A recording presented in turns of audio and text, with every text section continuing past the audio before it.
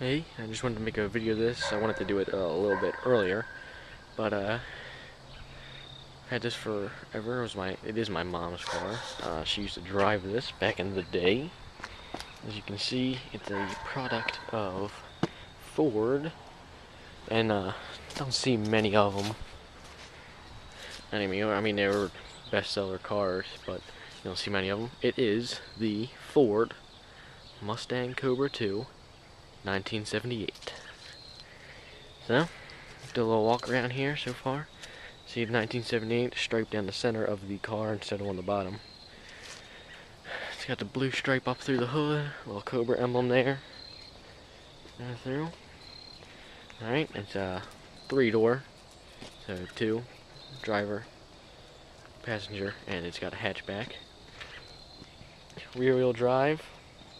This car came with the options of a 2.3 liter inline 4, a 2.8 liter V6, or a 5.0 liter V8. Unfortunately, this car was equipped with the 2.8 liter V6, but that's okay.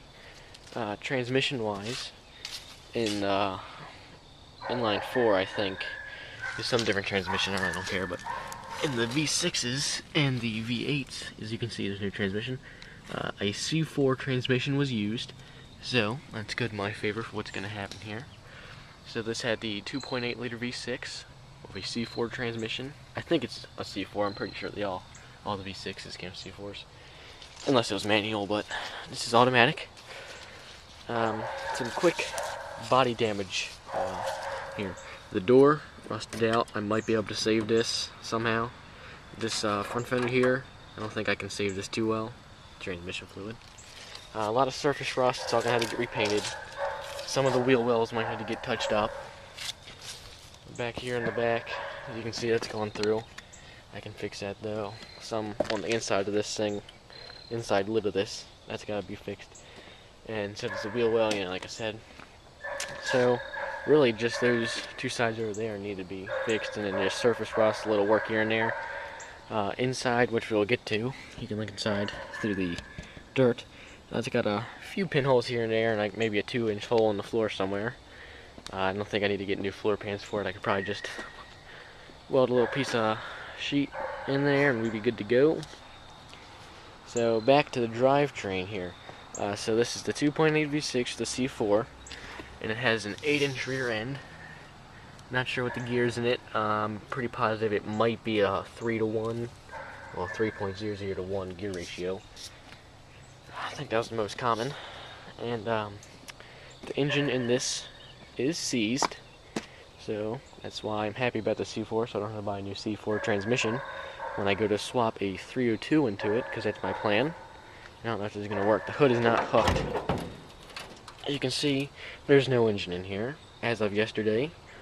Me and my dad removed it, and that's in the garage, which we will show you. Oh yeah, also hood destroyed. Needs all new metal work. This is going to be on a budget, so that's why I'm not worried about buying a new hood. I'll try to Bondo it up. So on the inside here, I'll show you the engine in just a minute. These doors are incredibly wide. As you can see, 2 bucket seats in the front with a 3-person bench in the back. All the carpet's out and the seats are off, that's why it's like that. That there is the torque converter in a plastic bag. It's rack and pinion steering, power brakes, all the works. I'm not very sure about how good the wiring is, like if it works or not. I'm gonna try to hook a battery up to it today, and I'm really hoping that I get some sort of reaction. What's gonna be needed on the inside? These seats are gonna be reupholstered. We're gonna need all new carpet and a new headliner. That hole right there is not a hole. That's where a plug from the transmission comes. The hole is underneath this cardboard. It's not too big. I don't know if you'll be able to see it. There you go. Right here, and then another little one over there on the side. Sunroof equipped. Don't want to touch it. Don't want to cause leaks. We'll get to it when we get to it.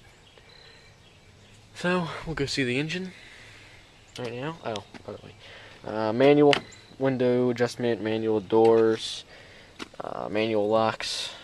I mean manual windows, manual locks. I'm pretty sure it has a speaker here, speaker there, and 2 in the back as well. So 4-speaker bumping 4-speaker system. AM and FM radio, which I don't know if it's a cassette or 8-track. I'm not very fluent in my technology.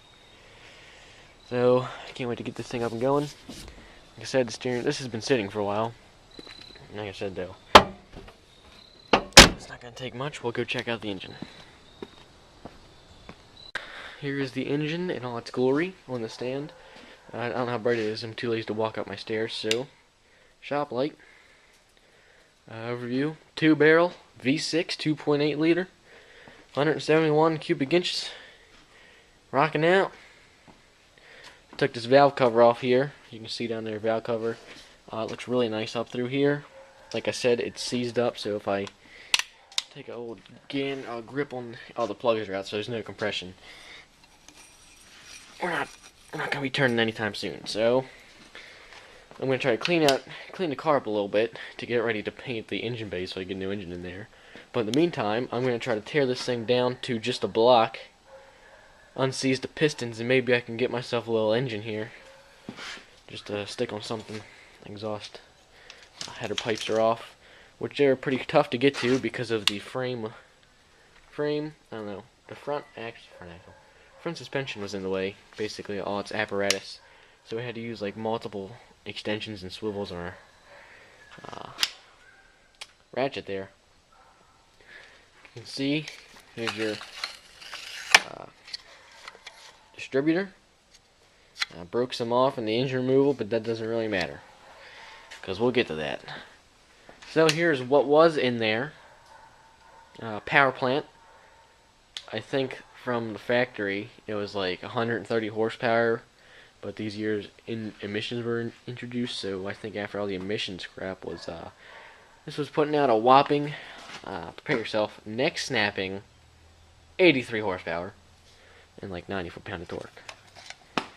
So you take one more look at the car and we'll be back. And yep, there she is in all her glory. It's sitting up on jack stands, so this thing does actually sit really low. Like, it's probably off the ground now, like 4-something inches, and then once the suspension settles back in when they're on the ground, this thing probably only sits 2 or 3 inches off the ground. I mean, it's like severely low, which is pretty cool. I mean, I really can't wait to get this thing up and running. So I don't think it's gonna take. I mean, it's gonna be a lot of work, of course, but it shouldn't be too hard.